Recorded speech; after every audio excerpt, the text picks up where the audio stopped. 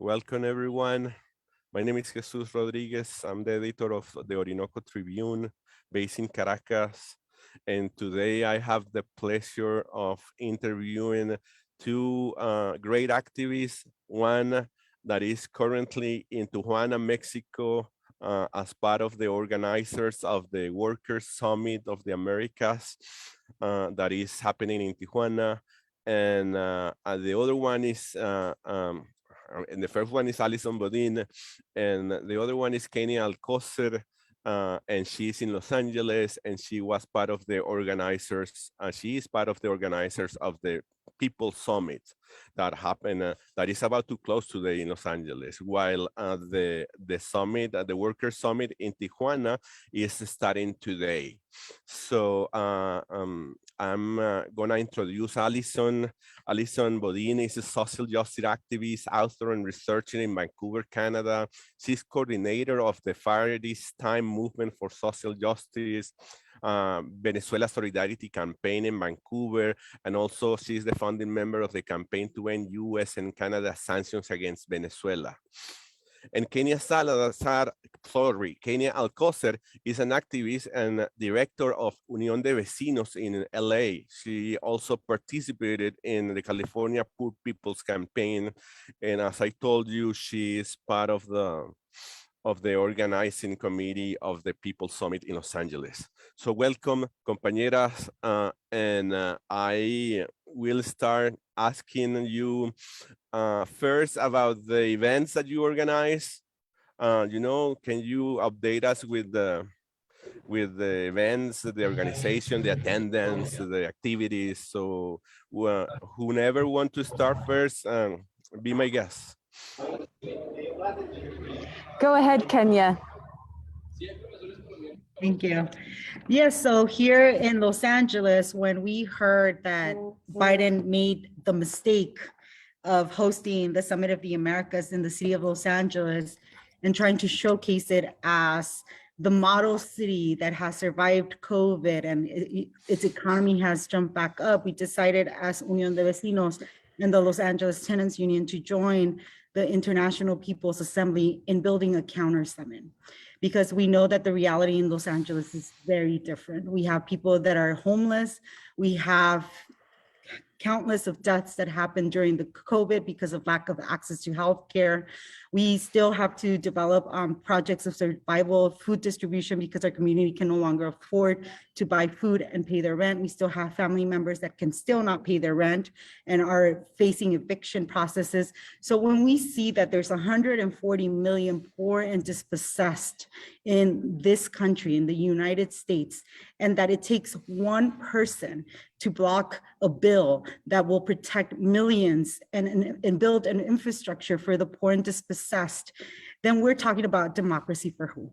And how can the United States talk about democracy when we have a Senate and a Congress that does not work, that continue to block bills that will help people, especially now during the pandemics, where we are one of the countries with countless of deaths during COVID.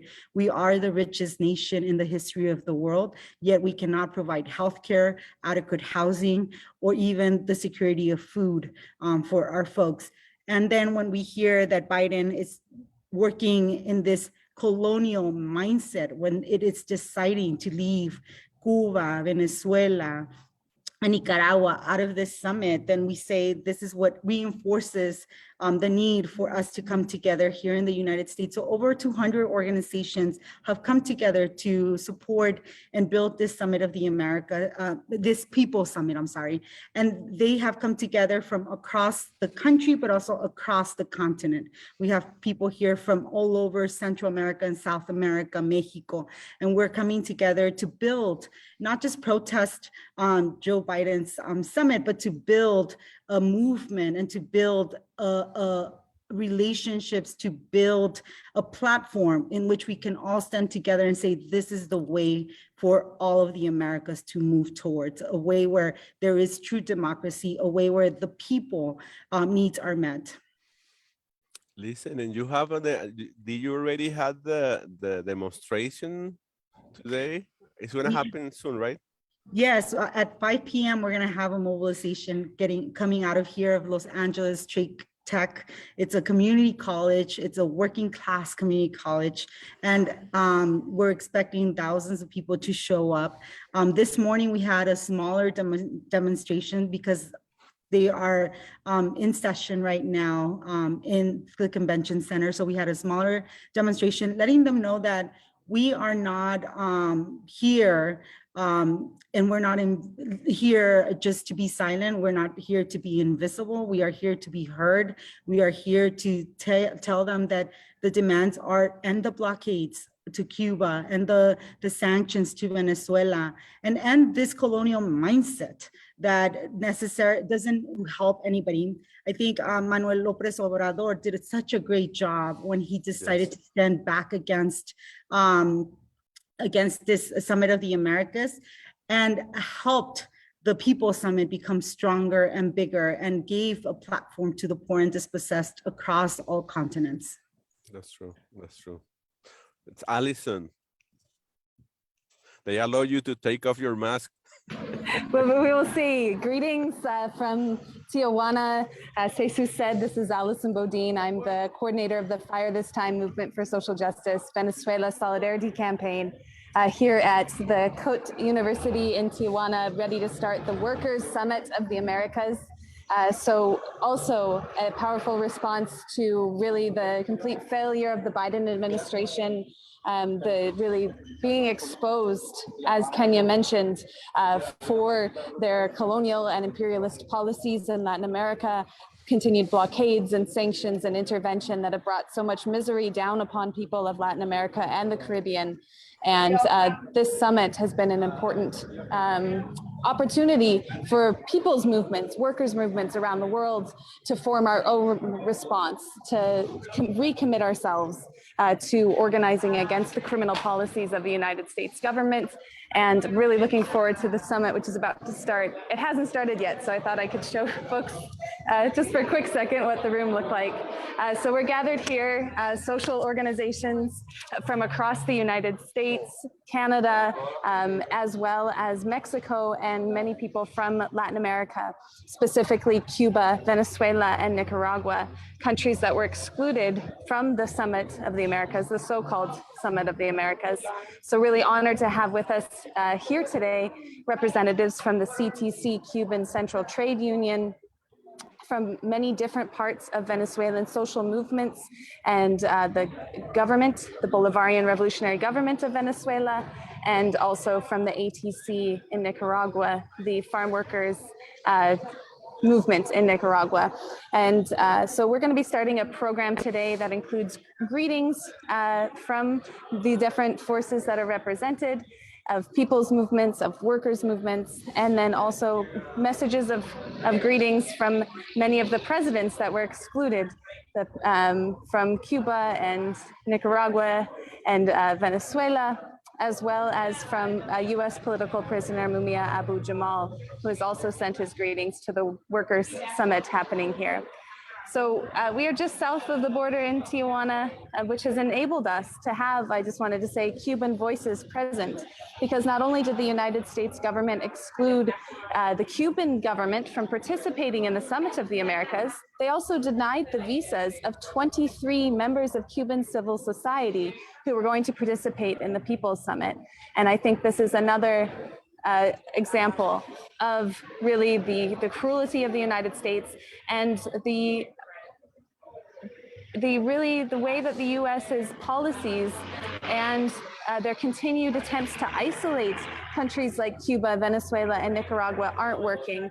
We can see clearly that the people of the world, the workers of the world, poor working and oppressed people stand with Cuba and Venezuela and Nicaragua, countries that are defending their independence, their sovereignty, and their self-determination. And so I'm looking forward to celebrating that here at the Workers' Summit of the Americas in Tijuana. And thank you, Jesus, for having this conversation with us. It's great to be able to connect as well with the People's Summit that's been happening in Los Angeles.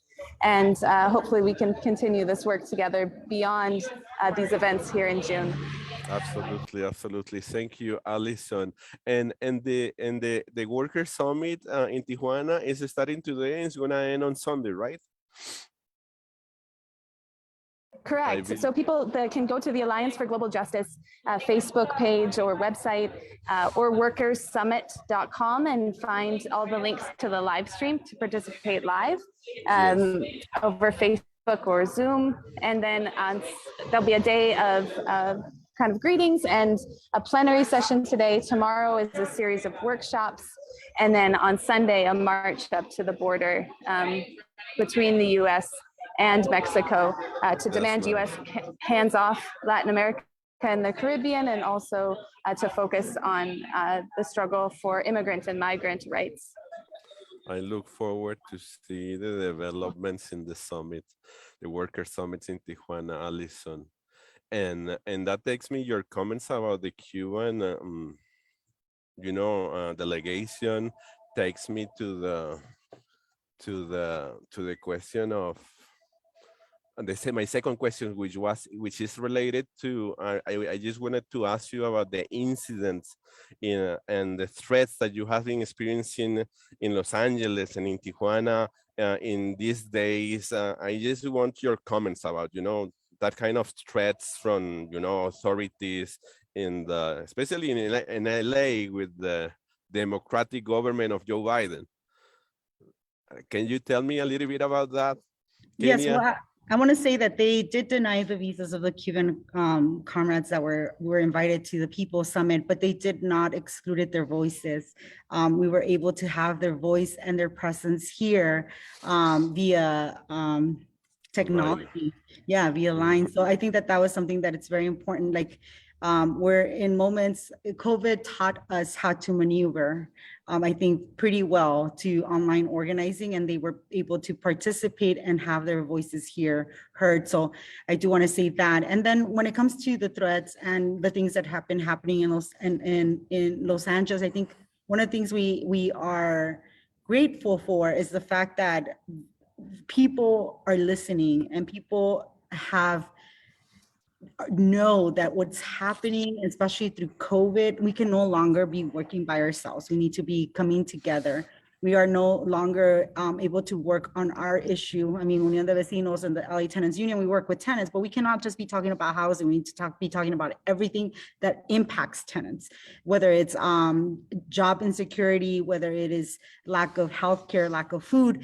And so when these disruptions happen within Joe Biden's summit, it's a disruption and it's a symptom of things that have not been fixed. When people are protesting in that summit, it's because they are protesting out of the necessity of not just surviving, but having lives. And those folks that are leaving Joe Biden's summit because they don't see the democracy there are coming to this summit and joining us in building a better and broader future for our families and for our countries. So for us, we're saying this summit is something that we need to, we're looking at this People's Summit, not just as the beginning or a response or a protest against Joe Biden's summit. It is the beginning of building relationships, working together, and making sure that we're building a vision that is across the board for everybody.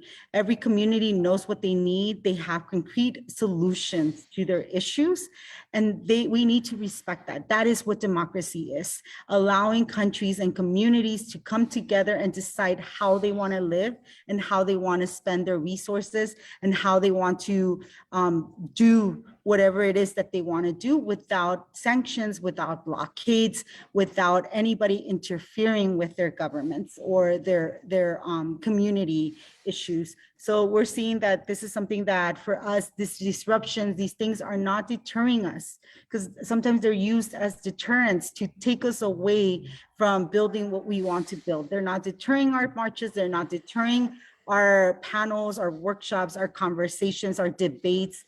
What we're doing is we're focusing, and anybody that wants to leave the Summit of the Americas and come and join us and have real proposals and have bases that really want to work with us, they're welcome to come. This is the Summit of the Inclusion. This is not Biden's Summit of the Exclusion. And that's what we're saying.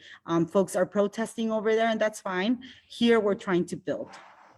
Listen, Kenya, what about the incident with this protester, this woman that was beaten by the Secret Service yesterday or before yesterday, I believe.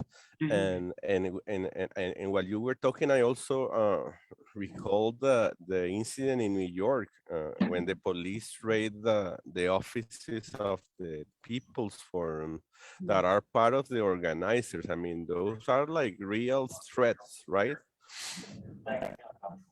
Yes, those are real threats. And we know that when a community organizes, when people are trying to do something that is different from the establishment, that they will, their only response and the only concrete resolution that they have is violence.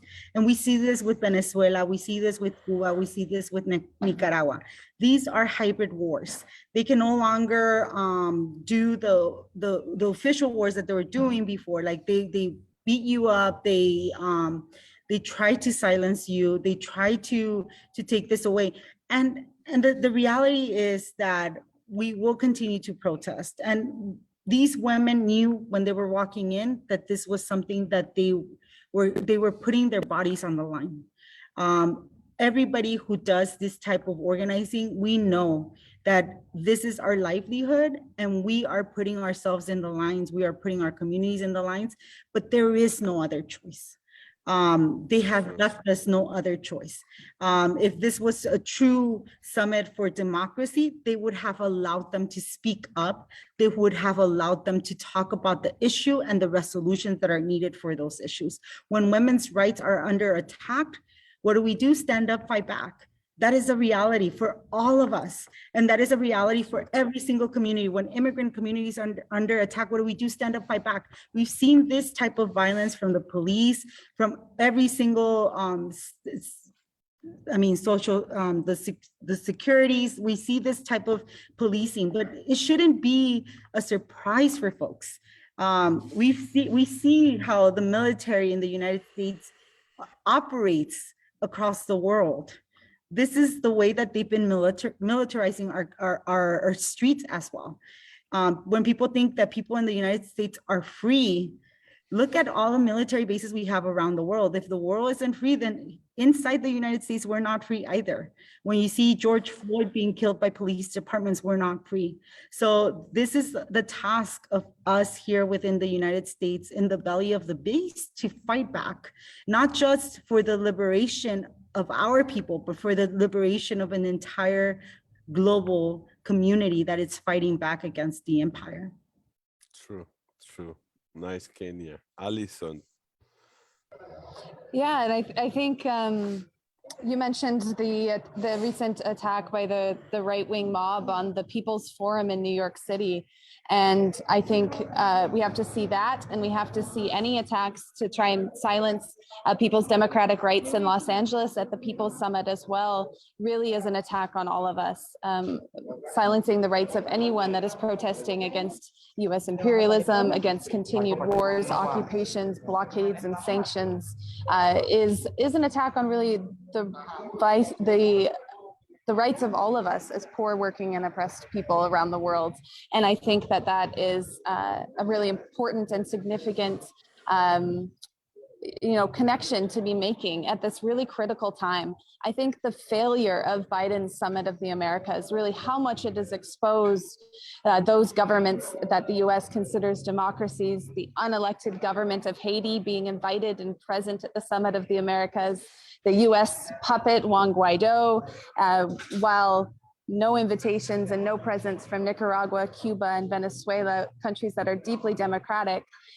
Really, we have to take advantage of it and take this very critical moment when we have just seen how much governments, imperialist governments like the United States and Canada, have completely failed to protect the lives of people during the COVID-19 pandemic, to really give people what they need as far as their basic human rights, especially coming out of the economic crisis brought on by COVID-19 and capitalism.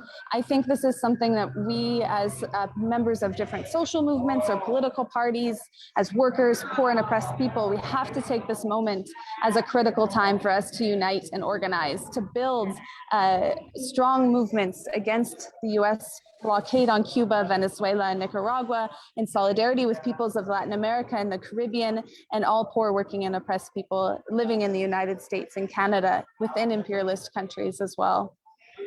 And I hope that's what we can accomplish, you know, here at the People's Summit, or there at the People's Summit, or here at the Workers' Summit in Tijuana. I know that this is one of our objectives of coming together during just these few days that we have together. Listen, Alison, I wanted to ask you, I understand, I know that the government of Mexico is more sympathetic, more, you know, more connected to social movements. But we also know that Mexico is a complex country, and that, you know, you might have military people not very progressive, or, you know, state, local authorities. And I want to ask you, have you noticed, have you suffered any incidents in the organization of the event? I mean, I'm talking about the Workers' Summit. Is having their problems or something like that? Not that I know of, Jesus. I think that there has been, you know, some space opened up in different sectors of Mexican society supporting the Workers' Summit, but it has not necessarily been from the government, but from social movements and from workers' movements, from members of different trade unions here in Mexico. I know have been the strongest support of the Workers' Summit that's taking place. But as far as I know, there haven't been any particular attacks or pressure put on the Workers' Summit. But we might find out more what that would look like when it comes to Sunday, when there's going to be this march to the border, which is more directly, I think, going to address maybe the intricacies of the US and Mexico relationship and foreign policy. But I definitely think it's very positive for people around the world of the boycott of some countries of the Summit of the Americas, of the way that they have directly said that they are boycotting because of the exclusion of the United States, because this is the Summit of the Americas has really just been an extension of what Biden said in January, declaring that Latin America and the Caribbean was not just the backyard of the United States, as the Monroe Doctrine has enabled the US to do for so long, but also the